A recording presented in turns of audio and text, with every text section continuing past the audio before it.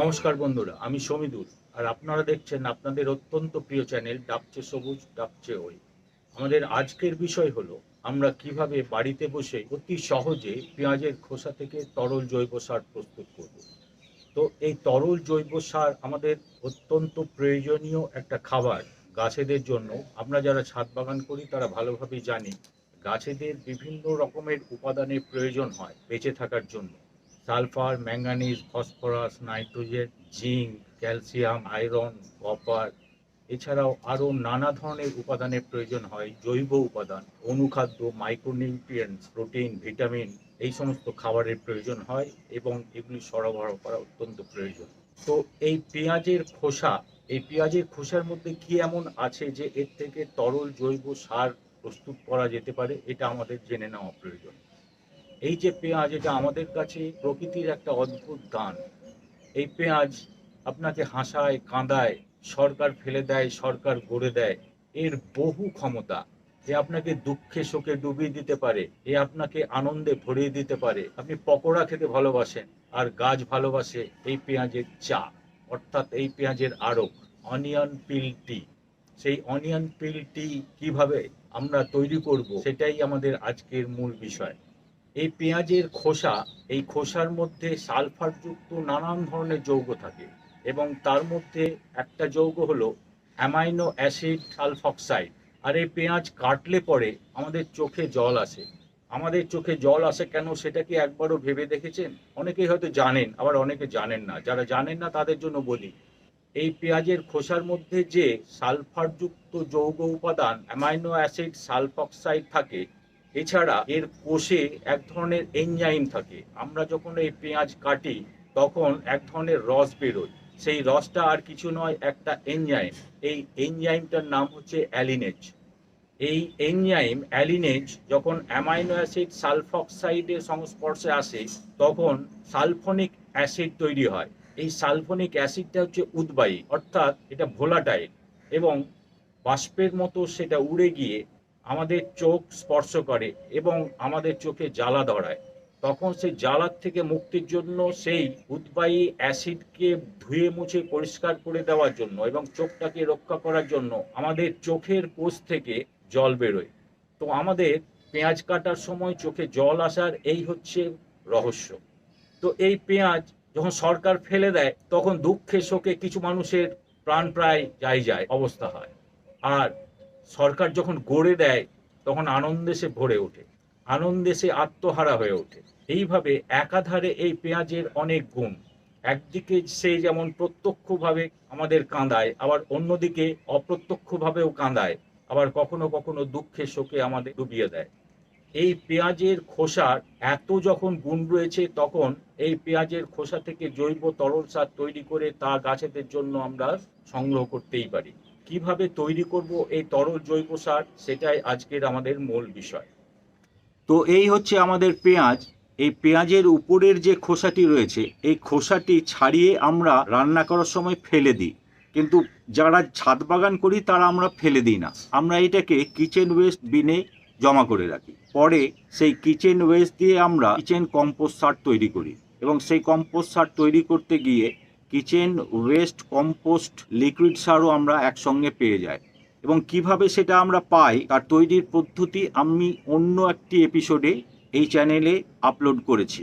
অনেকেই সেই এপিসোডটি দেখে থাকবেন, তাহলে বুঝতে পারবেন আমরা কিভাবে কিচেন কম্পোস্ট সার তৈরি করি। তো এই পেঁয়াজের খোসাগুলি, এই খোসার চেহারাগুলি হচ্ছে এরকম, অর্থাৎ এই পেঁয়াজের এই খোসাগুলি আমরা কিচেন ওয়েস্ট বিনে জমা করে রাখি, এবং জমা করে রেখে দু একদিন পর আমাদের পরিমাণ যখন অনেকটা বেড়ে যায় তখন এই কিচেন ওয়েস্ট বিন থেকে এই পেঁয়াজের খোসাগুলি আমরা এরকম একটা পাত্রে নিয়ে সেই পাত্রে এই পেঁয়াজের খোসাগুলি প্রথমে রেখে দেব। এইভাবে এক মুঠো পেঁয়াজের খোসা বা আরও কিছুটা খোসা পরিমাণ মতো, যেটা আপনার উপযুক্ত মনে হবে, অর্থাৎ এই পাত্রে যতটুকু আপনার তরল তৈরি করা সম্ভব হবে তার উপরে নির্ভর করে পেঁয়াজের খোসা আমরা নিয়ে নেব।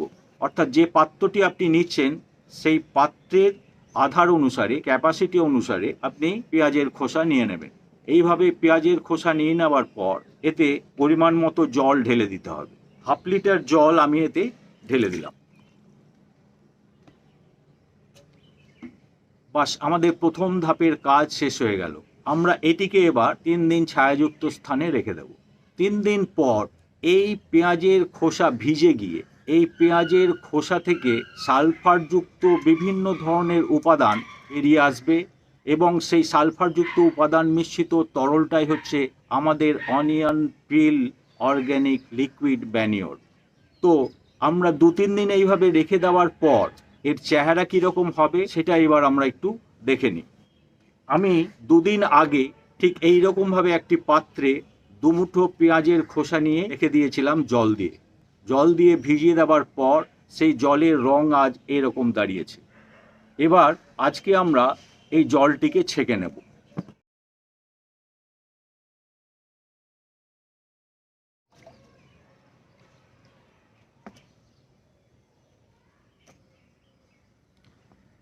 এই হলো তরল পদার্থটির রং, একদম চায়ের লিকারের মতো। যে কারণেই আমি বলেছিলাম গাছ অনিয়ন পিল লিকার খেতে ভালোবাসে, অনিয়ন পিল টি খেতে ভালোবাসে।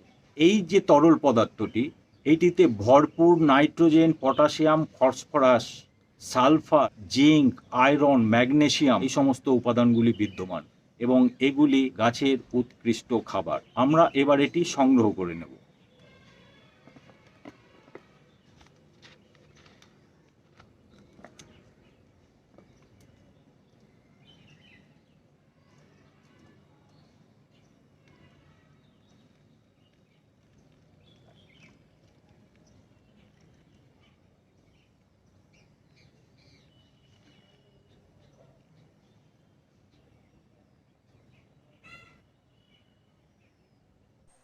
এই আমরা পেয়ে গেলাম অনিয়ন পিল লিকার, অনিয়ন পিল টি।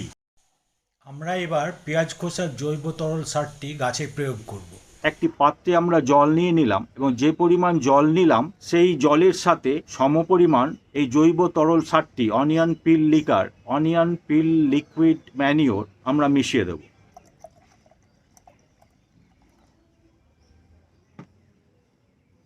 আমরা মিশিয়ে দেওয়ার পর সেটি অনেকটি পাতলা হয়ে গেল এবং পাতলা হয়ে যাওয়ার পর কত পরিমাণ প্রয়োগ করব সেটা দেখেই বুঝে নিতে হবে কত পরিমাণ দরকার। অর্থাৎ টবটিতে এই মগের আধ মগ আমরা এই সার প্রয়োগ করলেই যথেষ্ট। এইভাবে আমরা গাছের চারিদিকে এই সারটি প্রয়োগ করে দেব।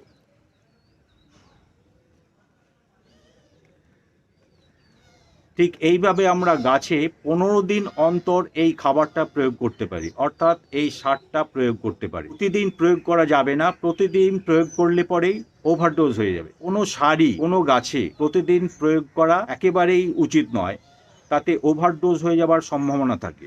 যে পরিমাণ খাবারের প্রয়োজন ঠিক সেই পরিমাণ খাবার দেওয়াই যুক্তিযুক্ত।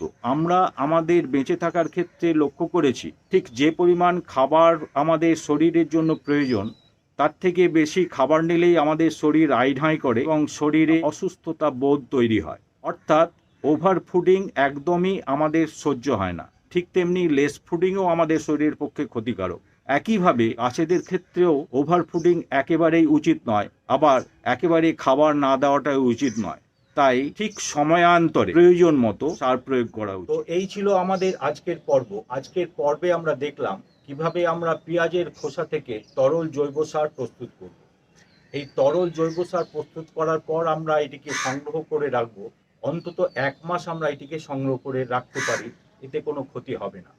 এই পর্বটি যদি আপনাদের ভালো লেগে থাকে তাহলে অবশ্যই যারা এখনও আমাদের চ্যানেলটি সাবস্ক্রাইব করেননি তারা সাবস্ক্রাইব করে দেবেন এবং পাশের বেল আইকনটি বাজিয়ে অল নোটিফিকেশনে ক্লিক করে দেবেন। তাহলে পরবর্তী পর্যায়ে আরও উৎসাহ নিয়ে আমরা যে নতুন নতুন তথ্যমূলক আলোচনামূলক এপিসোডগুলি আপলোড করব সেগুলি অতি দ্রুত সরাসরি আপনাদের কাছে পৌঁছে যাবে।